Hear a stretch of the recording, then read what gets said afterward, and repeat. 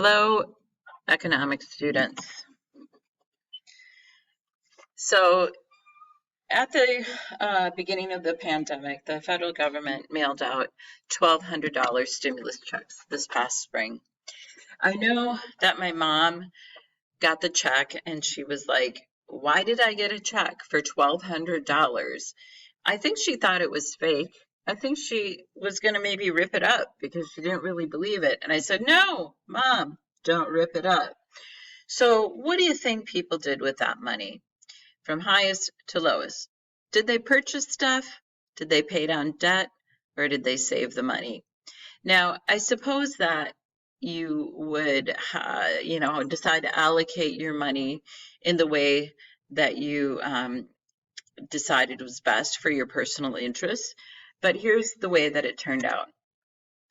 Number one, 42% of stimulus checks were spent on things. And here is a chart that shows what people did with the money. So food, health, beauty, and household, durable goods, medical care, other spending, debt payments, and savings.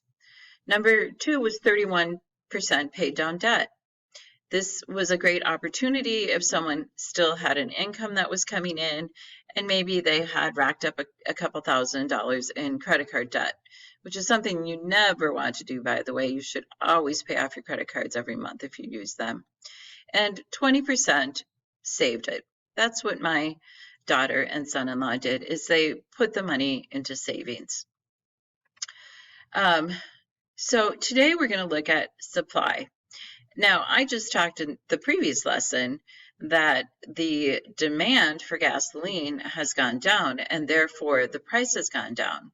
But the question, gas is always a good marker of what's going on in the economy.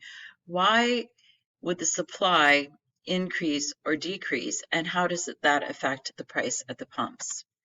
So we're going to look at change in demand versus change in quantity demanded first. So as a review, we did change in demand previously in class, and we talked about the acronym TIRES to talk about change in demand. When we talk about change in quantity demanded, that is merely describing how the price changes for the good as you move along the same demand curve. So for example, if the price of a good goes from $2, here's your quantity demanded. If it goes down to $1, your quantity demanded will increase. Now, TIRES refers to the acronym that we use to describe the things that cause a change in demand. This includes tastes and preferences, income, related goods, which are substitutes and complements, expectations for what could happen in the future, and the size of the population buying the particular item. Now we're going to move into changes in supply, or what we call supply shifters. So this is Learning Target 2D, and you should be continuing to work on your Learning Target packet as we go through these lessons. The Learning Target is I can identify and graphically illustrate the factors that lead to shifts in supply. So what is a change in supply? Any change that alters the quantity supplied at every price. A shift in the supply curve, either to the left or to the right. So as a reminder, the supply curve goes from left to right. It will slope upwards. Remember, the demand curve goes the opposite direction. So we're going to talk about, as an example, on the vertical axis, the price of an ice cream cone, the quantity of ice cream cones down here. If we have a shifter that causes an increase in supply, that curve is going to move to the right. And if we have a decrease, the curve is going to move to the left. Now, the same thing was true of the demand curves. They either move to the right for an increase or left for the decrease. So what is a change in supply? Any change that alters the quantity supplied at every price. A shift in the supply curve, either to the left or to the right. Okay, so we already looked at this, a shift, increase in supply to the right, decrease to the left. Okay, so what is going to shift the supply? Here we're going to use the acronym TIGERS instead of TIRES. So remember, TIRES is for demand shifters and TIGERS is for supply shifters. So technology changes, international events or disasters, government interventions, expectations for future price changes, resource costs, and the number of sellers in the market. Technological advancements, of course, are going to cause a supply shift. As technology advances, production becomes more efficient and supply increases, shifts to the right. So when you look at something like a computer, or I'm going to use the example of a telephone, I remember when flip phones were a really big deal, but now pretty much everyone, it seems like, at least in the United States, has a smartphone. And so the supply of smartphones has shifted to the right. Technology has advanced. The smartphone can do anything pretty much that a computer can do. Now, back when I was a server at Jimmy's Lemon Tree in Bloomington, I actually took my order on a piece of paper. Now, at some restaurants, I was at Applebee's recently, they had the order station right at the table. So the shift for these order stations where you can just press a button and make your order actually increased the supply curve for order stations at restaurants. International events are disasters. When international events, such as wars, revolutions, or pandemics, or natural disasters occur, supply decreases or it shifts to the left. So, for example, if a group of terrorists are blocking protective equipment from coming into the United States, that will shift the supply to the left. These kinds of natural disasters often cause a shift to the left in supply of things like bottled water and things like that because they're taken so quickly. Government intervention is another way that shifts, that supplies will shift. So when a tax fee or regulation is imposed on the production of a good or service, supply decreases. In other words, it shifts to the left. If we were to start to tax something like corn quite heavily, then the supply of corn for consumption, consumable corn, is going to go to the left. On the other hand, when a subsidy is granted for producers of a good or service, supply increases, shifts to the right. So we do know that subsidies have been given to certain agricultural industries like corn, and therefore there has been an abundance of corn. So here's an example. And if the import tax on Toyota Corollas increases, I drove a Corolla for 10 years, the profit per unit decreases. The car dealers will not be able to afford to offer as many for sale, and so their supply will shift to the left. It will decrease.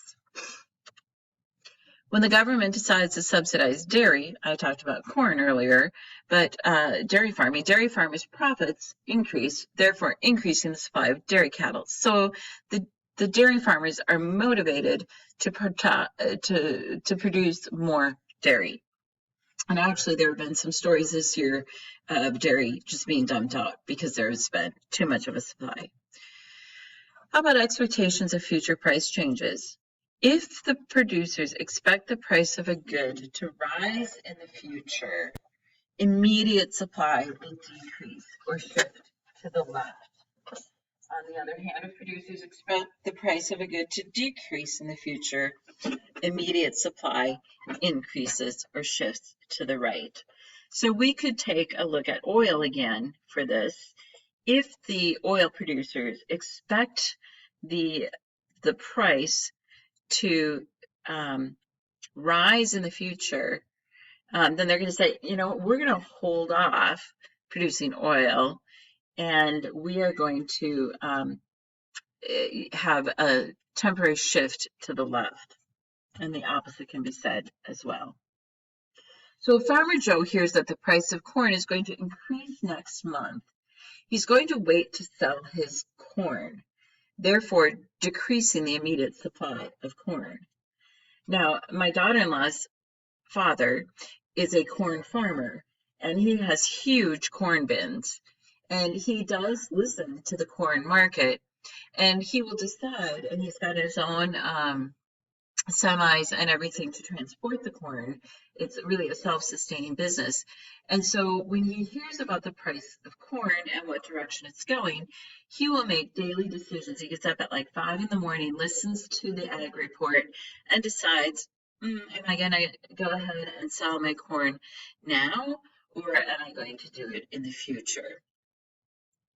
So if he hears that the price is going to increase next month, he's going to wait to sell his corn, and therefore there's a shift to the left of the immediate supply of corn. Of course, it doesn't affect his supply of corn, but it affects what the market has available. Resource costs. As the factors of production become more expensive for the producer to purchase, supply decreases or shifts to the left. Some factors of production that I know in my lifetime that have increased in price are the iron ores used to make cars. When those prices went up, the supply of cars decreased.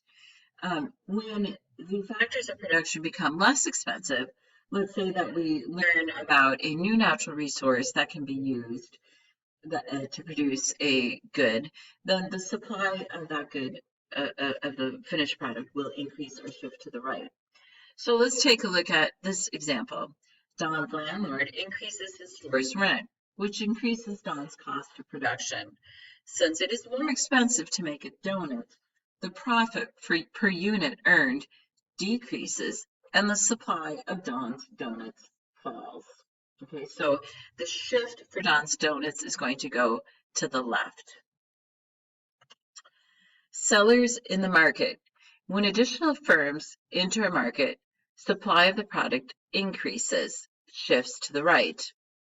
So, for example, with cell phones, we have cell phones like the iPhone, and we also have the, oh gosh, I don't have it. I'm trying to remember what it's called. Oh yeah, it's called an Android. So when we have more phones available, especially when there's a little bit of competition in there, who's going to get what? Well, we're going to have the supply of phones overall increase or shift to the right. When firms exit a market or go out of business for some reason, cease production, supply of the product decreases or shifts to the left. So let's look at an example. If the Edina City Council passed a law banning pizza from being sold within city limits, pizza producers would have to close or move, decreasing the supply of pizza in Edina. Oh my gosh, that would be sad. But that's the reality. When certain businesses close, the supply is going to shift to the left. So variables that influence sellers, the price, of course, is going to represent a movement along the supply curve. And this is just a different way of saying tigers, but input prices, technology, exploitation, number of sellers, these are all going to shift the supply curve. So super important to remember, a change in all of those things there, cost of inputs, number of producers, conditions due to disasters, technology, producer expectations, government policy can lead to either a supply shift to the right, an increase, or supply shift to the left, a decrease.